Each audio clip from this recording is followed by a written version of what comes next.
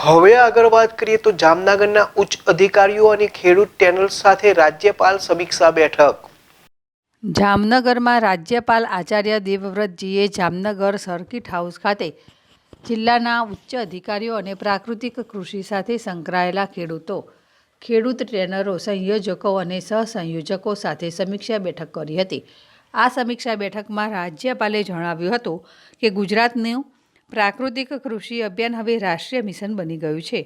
વડાપ્રધાન નરેન્દ્રભાઈ મોદીએ સમગ્ર દેશમાં પ્રાકૃતિક કૃષિનો વ્યાપ વધારવા રાષ્ટ્રીય પ્રાકૃતિક કૃષિ મિશનની રચના કરી છે.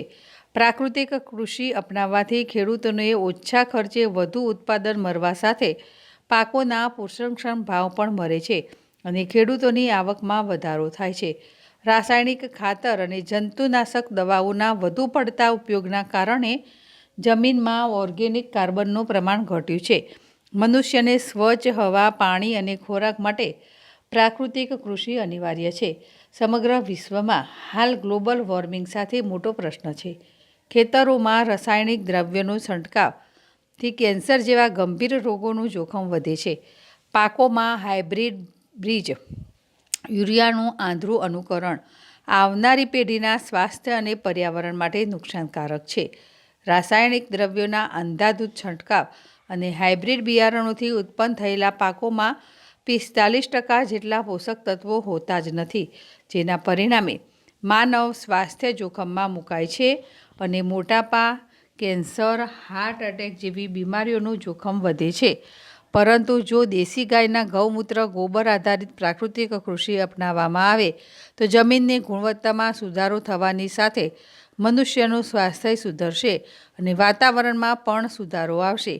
વૈજ્ઞાનિકોએ લેબોરેટરીમાં કરેલા પરીક્ષણોમાં સાબિત થયું છે કે રાસાયણિક ખેતી થતી હોય તેવા ખેતરોની 1 ગ્રામ માટીમાં 33 લાખથી વધુ સૂક્ષ્મ જીવો, જ્યારે પ્રાકૃતિક કૃષિના ખેતરની 1 ગ્રામ જમીનમાં 161 કરોડ જીવાણુઓ જોવા મળ્યા છે. કારણ કે રાસાયણિક દ્રવ્યોના ખેતરોમાં છંટકાવ થવાથી સૂક્ષ્મ જીવાણુનો નાશ થાય છે અને જમીનને જરૂરી પોષક તત્વો મળતા નથી, જેથી જમીનની ફળદ્રુપતા ઘટે છે.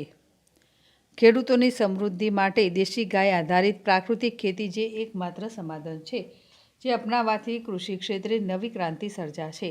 રાજ્યપાલે પ્રાકૃતિક કૃષિનું મહત્ત્વ સમજાવી કઈ રીતે પ્રાકૃતિક કૃષિ કરવી, જીવામૃત, ઘન જીવામૃત વગેરે કેવી રીતે બનાવવું તે અંગે પણ માર્ગદર્શન આપ્યું હતું. પ્રાકૃતિક કૃષિ ઉત્પાદનોનું વેચાણ વધારવા, ખેડૂતોની વસ્તુઓ વેચવા માટે જગ્યા ફાળવવા માટે રાજ્યપાલે અધિકારીઓને સૂચન કર્યું હતું. આ બેઠકમાં ખેડૂતોએ પ્રાકૃતિક ખેતી સંદર્ભે પોતાના અનુભવો વ્યક્ત કર્યા હતા. જિલ્લા વિકાસ અધિકારી વિકલ્પ ભારદ્વાજે જામનગર જિલ્લાની પ્રાકૃતિક કૃષિ વિષયક કામગીરી પ્રેઝન્ટેશનના માધ્યમથી રજૂ કરી હતી.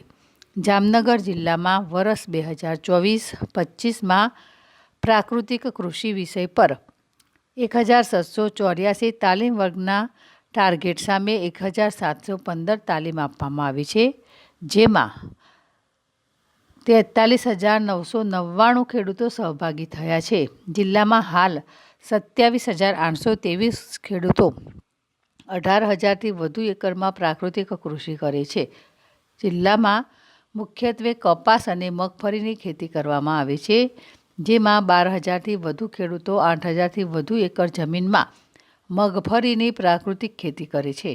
આ સિવાય શાકભાજી, ઘઉં, ચણા અને કપાસ તેમજ ફળોની ખેતી કરવામાં આવે છે. જામનગર જિલ્લામાં અત્યારે 171 મોડેલ પ્રાકૃતિક ફાર્મ આવેલા છે. જામનગરમાં દર સપ્તાહે એમ્યુઝમેન્ટ પાર્ક પાસે પ્રાકૃતિક કૃષિથી ઉત્પાદિત વસ્તુઓનું વેચાણ કરવામાં આવે છે, જેમાં છેલ્લા 3 મહિનામાં શાકભાજીનું સૌથી વધુ વેચાણ થયું છે. આ બેઠકમાં જિલ્લા કલેક્ટર બી.કે. પંડ્યા, જિલ્લા પોલીસ વડા પ્રેમસુખ ડેલુ, જિલ્લા ખેતીવાડી અધિકારી આર.એસ. ગોહિલ, આત્મા પ્રોજેક્ટના ડાયરેક્ટર કે.એસ. ઠક્કર, અધિકારીઓ, ખેડૂત ટ્રેનરો વગેરે હાજર રહ્યા હતા. હર્ષલ ખંડેરિયા, ZSTV, જામનગર.